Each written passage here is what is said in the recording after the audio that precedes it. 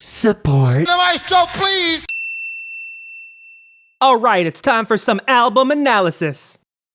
No, Record Rundown's still a better name. This'll be for the week of June 25th, 2019. On this day in music back in 1846, one Antoine Joseph Sax patented his new saxophone.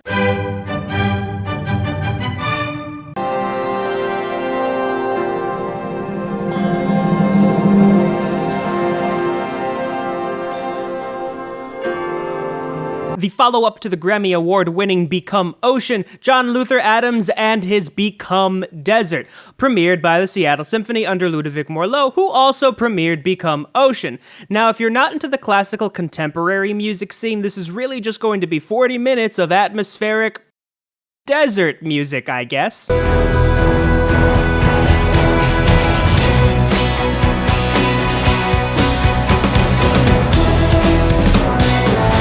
I would normally rant about how this isn't classical music, but Tommy was composed as an opera, a rock opera, but the opera is obviously rooted in classical music, so I'm kind of giving this one a pass. It sounds great, but this also isn't even the first time it's been done by an orchestra. It was done by the London Symphony Orchestra back in the 70s. Don't mean a thing if it ain't got that swing.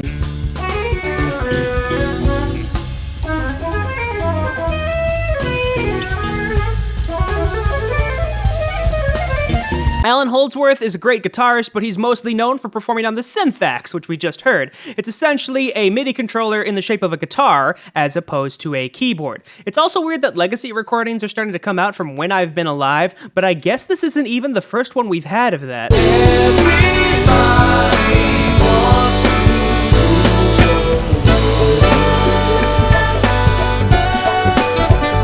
Let us talk about lettuce.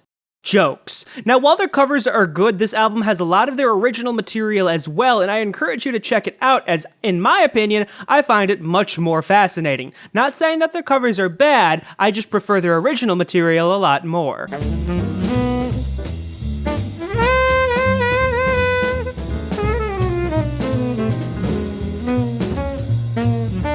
Stan Getz is very much up there with legendary sax players like John Coltrane, although in Stan Getz's case, it's exclusively the tenor saxophone, and he's actually credited with popularizing bossa nova in the United States with his performance of The Girl from Ipanema back in 1964. This recording specifically, though, is from 1961, when he performed with his quartet at the Village Gate. Singing. I love rock and roll! There must be something in the Kool-Aid, cruising through the doom days. God knows what is real and what is fake.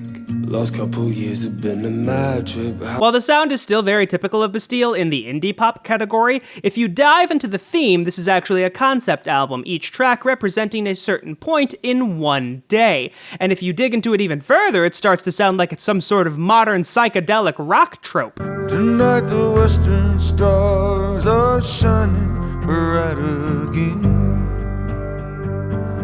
Here in the canyons above. We have not gotten an album from Bruce Springsteen of completely original material since, 2012's Wrecking Ball? Regardless, if you were looking for some more new music by the boss, you most certainly have it. Supposedly a documentary is being made for this album, and there's actually not going to be a tour for this album.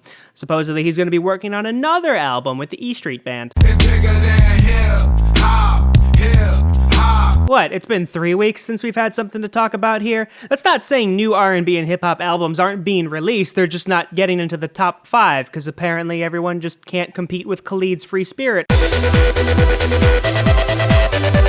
We've actually talked about a new EDM album more recently than we talked about an R&B or hip-hop album. That doesn't happen very often. And now I need some help from the maestro, please! There must be something in the Kool-Aid, cruising through the doom days. God knows what is real and what is fake.